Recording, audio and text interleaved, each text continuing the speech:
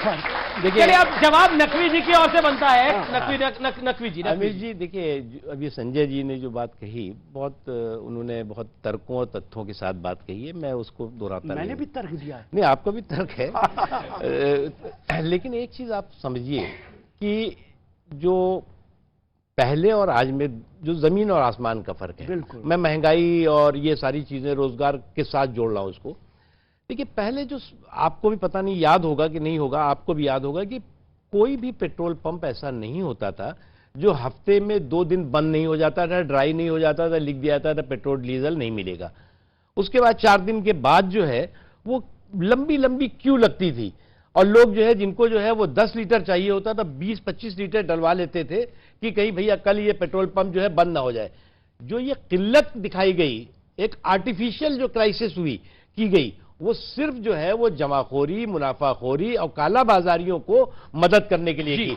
नरेंद्र मोदी जी के समय में किसी भी, चाहे राशन हो, चाहे तेल हो, चाहे बिजली हो, चाहे और भी जरूरी चीजें हो, उसमें किल्लत नहीं होनी पाई। कहीं पर किसी तरह को लोगों को परेशानी नहीं होने पाई।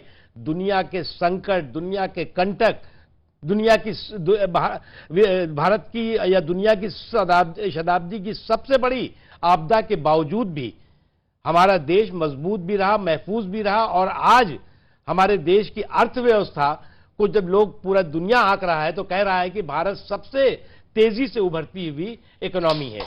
जी, लेकिन मैं एक और स्टेटमेंट पर आता हूं और आपके पास आता हूं मैं, क्योंकि बात तुष्टीकरण की हो रही थी, सवाल महंगाई पर आया। लेकिन मणिशंकर अय्यर हैं, उन्होंने कह दिया कि पीवी नरसिम्हा राव कांग्रेस के प्रधानमंत्री नहीं थे, असल में बीजेपी के पहले प्रधानमंत्री पीवी नरसिम्हा राव थे। ये मणिशंकर अय्यर ने बात कही। क्या आप इस बात से सहमत है राशिद अली? देखिए, नरसिम्हा राव निश्चित तौर से कांग्रेस के प्रधानमंत्री थे। तो मणिशंकर अय्यर ने क्यों कहा? अब ये मणिशंकर जी को बुलाना चाहिए आपको पूछने के लिए। आपकी राय क्या है?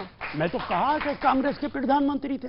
मैं तो आंध्रा से राज्यसभा का मेंबर रहा हूं और जब नरसिम्हा राव जी की डेथ हुई है तो सारे एमपीज हम आंध्रा के इकट्ठा हुए थे, उनको वहां ले जाया गया था हैदराबाद में फ्यूनरल के लिए। तो वो कांग्रेस के प्रधानमंत्री थे। बीजेपी और मुसलमानों का क्या रिश्ता है? मोदी और मुसलमानों का क्या रिश्ता है? क्योंकि आरोप बड़े सारे लगते हैं। ये मुझसे पूछ रहे हैं? मैं देखिए, एक बात बताएं, तुष्टीकरण की जहां तक सवाल है, मैं प्रैक्टिसिंग मुस्लिम हूं, नमाज पढ़ता हूं, रोजा रखता हूं।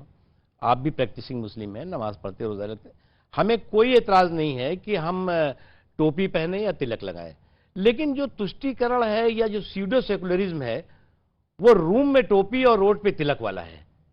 ये जो हिपोक्रेसी है, ये जो दोहरा चरित्र है, ये शुद्ध रूप से लोगों को गुमराह करने वाला है। जहां तक मोदी जी का और मुसलमानों का सवाल है, मोदी जी ने कभी ये नहीं कहा कि मैं जो कुछ कर रहा हूं मुसलमानों के लिए कर रहा हूं, हिंदुओं के लिए कर रहा हूं, सिखों के लिए कर रहा हूं, ईसाइयों के लिए कर रहा हूं।